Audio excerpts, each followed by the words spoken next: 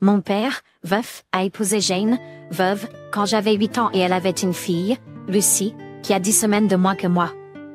Comme nous étions si proches par l'âge, mon père et Jane ont trouvé amusant de nous appeler les jumeaux et de plaisanter à notre sujet comme s'il s'agissait d'une paire. Lucy et moi nous entendions bien au début, mais elle a toujours eu de l'anxiété et des problèmes de santé mentale et s'est accrochée à moi. Elle m'a avoué à quelques reprises qu'elle aimait être appelée ma jumelle parce que cela signifiait que nous serions toujours ensemble et que je continuerais d'agir comme un grand frère pour elle. Au début, je trouvais sa façon de parler vraiment bizarre. J'ai essayé de ne pas la laisser s'interposer entre nous, mais quand nous avions 12 ans, elle m'a dit d'oublier que ma mère avait existé parce que cela signifiait une famille plus nombreuse pour elle. Je me suis éloignée d'elle. La raison pour laquelle elle l'a dit ? Elle a estimé que je devrais apprécier d'avoir une famille plus nombreuse avec une sœur, ce qui la faisait se sentir plus en sécurité. Ces mots m'ont agacée, et j'ai perdu tout intérêt à m'occuper d'elle à ce moment-là. Au fil des ans, je l'ai dit à mon père et à Jane que leurs appels à nous appeler des jumeaux me dérangeaient. Ils l'ont balayé d'un revers de main. Parfois, Jane faisait la moue, et peut-être était-elle offensée que cela me dérange autant.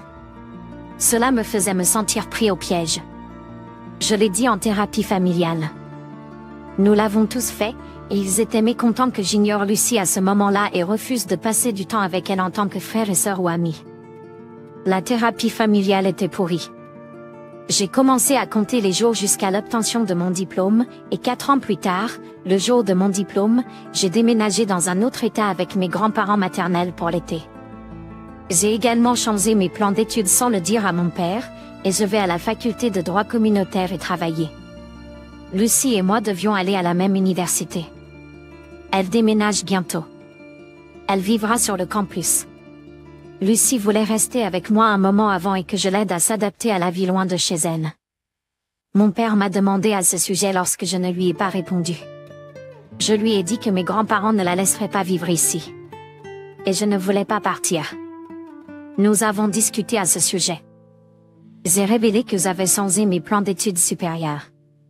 Il a évoqué la chose des jumeaux et a dit que j'avais sacrifié l'expérience collégiale de Lucy. Je lui ai dit que je n'étais pas une jumelle, que je n'avais jamais été une jumelle, et que je n'étais pas disposée à sacrifier mon expérience collégiale pour elle. Je lui ai dit que je m'en fichais si cela signifiait qu'elle ne pourrait pas réussir à l'université. Je ne suis pas sa gardienne, je ne suis pas son amie et je ne vais pas assumer la responsabilité de ses actions. Mon père et Jane sont en colère. Lucy m'a envoyé un long message me demandant pourquoi je m'étais éloignée d'elle et pourquoi je ne serais pas le grand frère dont elle a besoin. Est-ce que je suis l'idiot ? Pas l'idiot. Vous n'êtes pas son humanité de soutien émotionnel. Cette situation semble être un cauchemar pour les vrais jumeaux. Je ne peux pas imaginer à quel point ce serait étrange et ennuyeux avec un frère ou une sœur régulier, sans parler d'un demi-frère ou d'une demi-sœur. Vos parents ont vraiment gâché les choses pour vous deux. J'espère qu'à l'avenir, Lucy comprendra et essaiera de respecter vos limites parce qu'il n'y a pas d'espoir pour une relation de fratrie sans cette réalisation de la part de Lucy.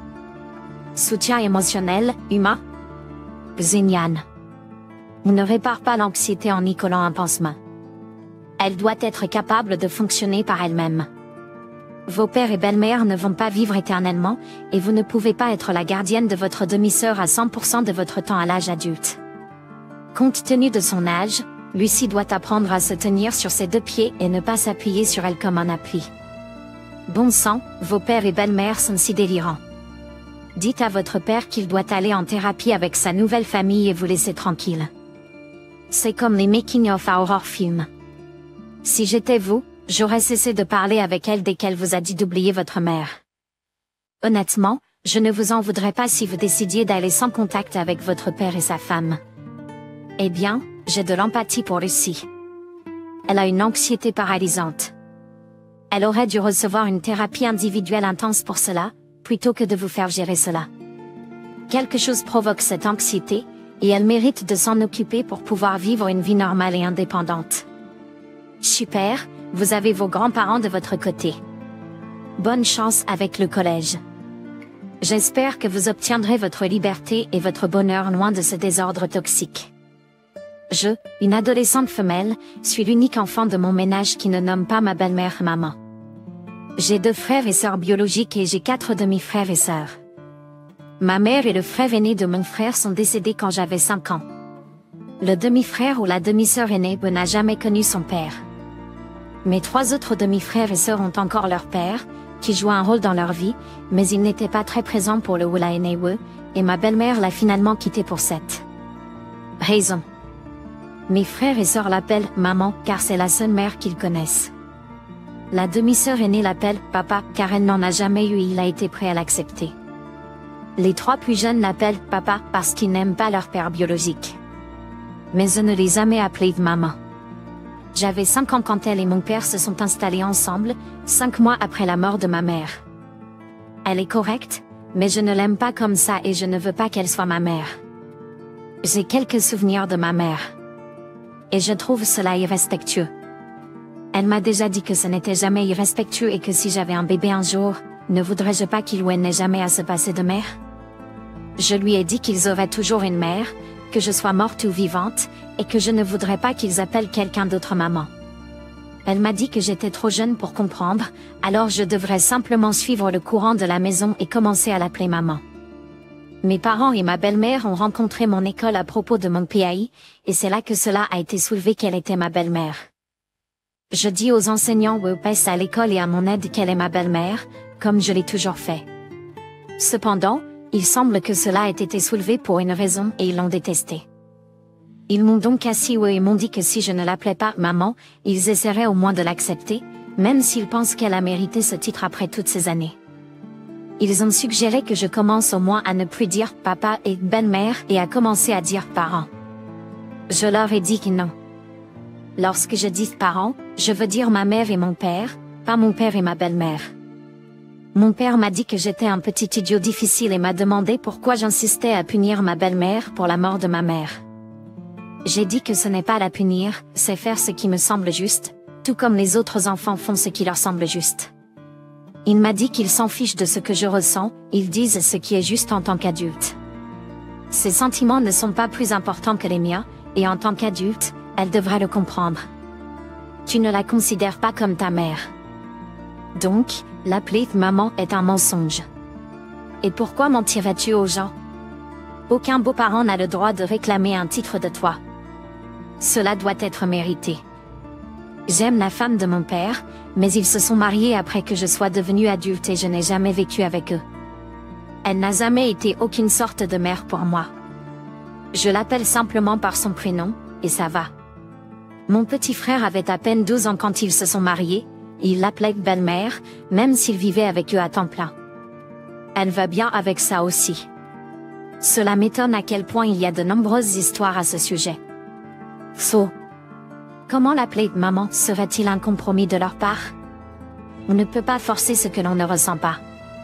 Donc, pourquoi mentir à ce sujet? Personne n'a le droit de dicter tes sentiments.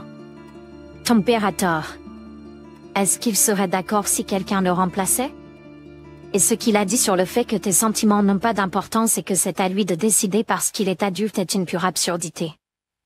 Tes sentiments sont importants et méritent d'être pris en compte. Même s'il vous force à l'appeler comme il le souhaite, cela compterait si ce n'est pas sincère? Il devrait être heureux que tu sois honnête avec eux à propos de tes sentiments. Ma famille entière était invitée au dîner chez mes parents, y compris moi, 38, hommes, ma femme amie, 35, nos 2 fils, préadolescents et un peu plus jeunes, ma sœur Charlotte, 29, sa femme Anna, 32, et leur fils, élève de maternelle. Et leur fils, élève de maternelle. Ma mère, 60, a une arthrite sévère au genou. Je travaille comme infirmier, et j'ai entendu beaucoup de choses à propos d'un complément spécifique qui aide apparemment les personnes atteintes d'arthrite. Avec l'arthrite, elle en souffre beaucoup, alors je lui ai acheté ce complément pour l'aider un peu. Anna est médecin. Elle a entendu ma mère et moi parler de ces pilules. Elle a juste regardé les ingrédients et a dit que rien de tout cela n'était étayé par des preuves scientifiques. Elle pense savoir tout ce qu'il y a à savoir et a un complexe de supériorité assez important. Charlotte est généralement d'accord avec elle, donc il n'y a pas de problème habituellement. Cette fois, j'ai dit non. J'ai entendu et vu des gens le prendre, et cela les aide. Elle a dit que cela ne signifie toujours pas qu'il y a des preuves scientifiques derrière. Elle a dit que cela pourrait également endommager le foie de maman si c'est pris en trop grande quantité. Je lui ai dit de ne pas donner de conseils non sollicités et de laisser le reste d'entre nous vivre notre vie comme nous l'entendons. Tout ne doit pas être fondé sur des preuves à tout moment. C'est juste un supplément. Elle s'est un peu énervée et m'a ignoré pendant toute la nuit. Est-ce que j'ai fait une idiotie? OP, il semble que vous ayez un complexe d'infériorité très développé. Tout ne doit pas être fondé sur des preuves à tout moment. Avec la médecine et les médicaments, je pense que vous voulez des choses fondées sur des preuves. Mon Dieu. Votre belle-sœur essaie de sauver votre mère de dommages potentiels au foie et de la prise de suppléments non prescrits, qui ne peuvent pas interférer avec les médicaments sur ordonnance et en vente. Libre. Pourquoi éteindriez-vous de manière aussi grossière un médecin bien intentionné et un membre de la famille donnant des conseils sûrs? Pourquoi ne devrait que votre opinion compter? Tu es l'idiot. Vous apportez la dernière huile de serpent à votre mère. Un médecin examine des ingrédients et les identifie comme charlatanisme avec des ingrédients potentiellement nocifs. Vous lui dites de se mêler parce que vous savez mieux. Oui, vous êtes l'idiot. Pourquoi ne pas apporter quelque chose de l'homéopathie à ta mère? C'est tout aussi efficace, mais au moins c'est inoffensif. Tu as raison. Il faut être très prudent avec les compléments alimentaires lorsque vous prenez des médicaments. Même des choses sûres et inoffensives peuvent causer des dommages lorsqu'elles sont prises avec certains médicaments. Bon sang, certains aliments aussi. Descends de ton cheval au tas. À la différence de toi, Anna sait de quoi elle parle. Je suis dans une situation délicate concernant les parents de Chiara. Donc, ma fille, Kelsey, 22 ans, femelle, et son meilleur ami, Chiara, 21 ans, femelle, sortent beaucoup ces derniers temps. Festoyer, boire, etc. Depuis que Chiara a atteint l'âge légal et qu'elle peut aller en club. Tout va bien et c'est amusant. Je m'assure que ma fille connaît les risques de boire et de sortir et elle ne fait pas la fête trop durement. Je lui fais savoir qu'elle peut toujours m'appeler si elle a besoin de quelque chose, et je les ramènerai sous n'importe quelle circonstance. Il en va de même pour tous ses amis, et je m'assure qu'ils ont au moins mon contact dans leur téléphone. Cependant, son meilleur ami est une autre histoire. Autre histoire. Je ne pense pas qu'elle ait jamais eu la discussion sur ce qui est sûr à faire, et elle s'enivre régulièrement. Je le vois quand Kelsey amène Chiara à ma maison, et elle est ivre. En général, je lui achète une bouteille d'eau et quelques collations pour l'aider, et nous l'envoyons rentrer chez ses parents pour gérer les conséquences. Cependant, cette fois, ma fille a perdu Chiara dans le club. Je ne suis pas sûre de la manière dont c'est arrivé. En général, elles sont inséparables, mais ma fille m'a dit qu'elle ne pouvait pas la trouver. Ma fille est rentrée à la maison sans Chiara. J'en ai parlé avec elle. Chiara m'a appelé une demi-heure plus tard, disant que sa batterie était à plat, mais elle a trouvé quelqu'un avec un chargeur. J'ai immédiatement quitté pour aller la chercher. Il était assez tard, et elle a un peu dégrisolé pendant le trajet, alors je l'ai emmenée directement chez elle. Aujourd'hui, les parents de Chiara m'ont informé qu'ils ne se sentaient plus à l'aise avec elle à ma maison. Ils ne savaient pas qu'elle avait mon numéro et ont trouvé ça terrible que, en tant que père célibataire, j'étais seule avec elle alors qu'elle avait bu et que je l'ai raccompagnée chez elle. Ils ne savaient pas pourquoi j'étais seule avec elle, et Kelsey aurait dû être avec nous. J'ai expliqué que ma fille s'était séparée d'elle et était rentrée à la maison. Comme elle était toujours intoxiquée, je les laissais récupérer à la maison pendant que je déposais leur fille chez eux. Je les ai assurés que rien ne s'était produit et que la chose la plus importante pour moi était de m'assurer que Chiara rentrait chez elle en toute sécurité et ne se faisait pas abuser dans un taxi ou par quelqu'un dans le club. Ils envoient toutes sortes de messages à mon ex-femme à mon sujet, m'accusant d'être un pervers, ce qu'elle m'a transféré. Je voulais juste m'assurer que les deux filles rentraient chez elles en toute sécurité. Les parents de Chiara devraient vous remercier de vous soucier de leur fille intoxiquée. À l'avenir, faites en sorte que les parents de Chiara soient responsables d'elle. Il est facile de faire des commentaires et de blâmer les autres lorsque vous, les parents de Chiara, n'avez aucune responsabilité dans la situation. Et s'il vous plaît, restez à l'écart d'elle pour votre propre sécurité. Il semble que vous veniez de découvrir les parents défectifs. Ils sont tellement nuls que leur fille préfère appeler quelqu'un d'autre que quand elle a besoin de rentrer à la maison. Mais au lieu d'y réfléchir, ils décident d'appeler un autre être humain un crépeau. Ils s'en foutent. Cela, leur fille appelle un homme seul qu'elle n'est pas apparentée quand elle est dans le besoin extrême d'aide. Et au lieu de se demander comment ils ont échoué si mal en tant que parents, ils sont comme, oh mon Dieu, un homme seul est notre fille. Nous devons l'arrêter. J'ai ri beaucoup plus que je ne le devrais. NDR.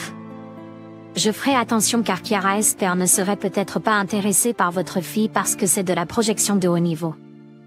Vous faisiez une bonne chose pour elle. Merci d'être une bonne personne. Merci de vous soucier de l'ami de votre fille. Merci d'avoir fait un détour pour vous assurer qu'elle est rentrée chez elle en toute sécurité. Ma nièce, mais, adolescente, aime la marque et a reconnu une des robes que je portais lors de notre première rencontre. Quand elle vient me rendre visite, elle aime fouiller dans mon placard et voir les vêtements. Pour son anniversaire, la seule chose qu'elle a demandé était une robe de ma société. Ma société n'est pas inclusive en termes de taille de toute façon, et les échantillons que je choisis sont généralement extra petits ou extra petits. J'ai vu quelques petites tailles, mais comme les articles sont destinés à l'ensemble de l'entreprise, ce sont eux qui disparaissent en premier. J'ai reçu les mesures de mai, une taille que, dans mon histoire de 8 ans, je n'ai vu que 2 fois dans les tailles d'échantillons, mais je suis assez en retard, car ma taille est généralement laissée.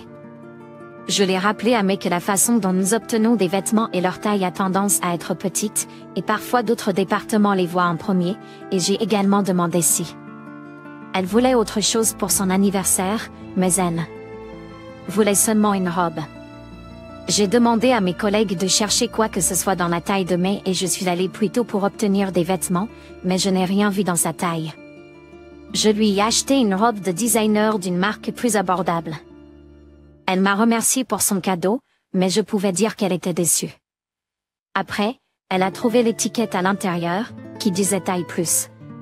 Ma belle-sœur m'a crié dessus pour avoir stigmatisé une jeune fille en surpoids et a dit que je devrais avoir honte de moi.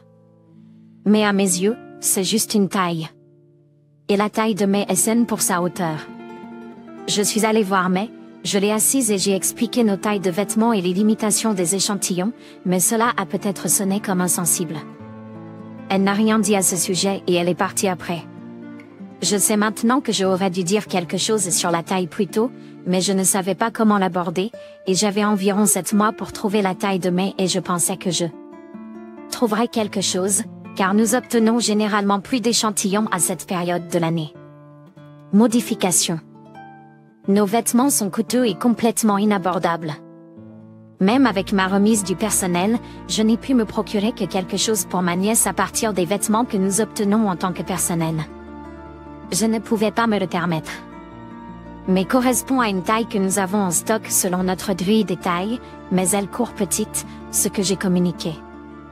Elle n'est considérée comme taille plus que dans certaines marques de designers, y compris la mienne, mais c'est toujours mince. Les vêtements que nous obtenons gratuitement sont parce qu'ils ne peuvent pas aller dans le détail. Fil à coudre lâche, étiquetage incorrect, à une petite tache, généralement s'en va, X-taille de défilé ou échantillon. Je ne savais pas que la robe que je lui ai obtenue disait taille plus à l'intérieur des étiquettes et en ligne. Ils ne font pas sa taille. C'est ainsi que les cookies se cassent. Ce n'est pas gentil, mais c'est la vie. Pas l'idiot. Que deviez-vous faire? Couper l'étiquette des vêtements? Si nous parlions de chaussures et non d'une robe, ce serait un non-problème. C'est l'industrie de la mode, et vous obtenez des vêtements de créateurs gratuits. C'est un fait que cette industrie fabrique des échantillons de conception à des tailles extra petites et extra petites. Vous avez fait de votre mieux et obtenu pour elle un très beau design dans sa taille. Vous avez fait ce qui était juste et obtenu quelque chose de bien dans sa taille. Sa taille est sa taille. Quel serait le point si vous lui aviez donné une robe qui n'était pas sa taille? Pour ce qui est de la belle-sœur, si elle a des problèmes avec l'étiquetage de la robe, elle devrait la porter elle-même à l'entreprise. D'accord. S'il y a une chose que je ne peux pas supporter, c'est les gens qui étiquettent incorrectement les choses. Ce n'est pas de la grossophobie d'acheter un vêtement dans la taille d'une personne. Que cela lui plaise ou non, c'est la taille qu'elle porte. Il faut expliquer à ta belle-sœur ce qu'est réellement le fat shaming, car il est évident qu'elle n'en sait rien.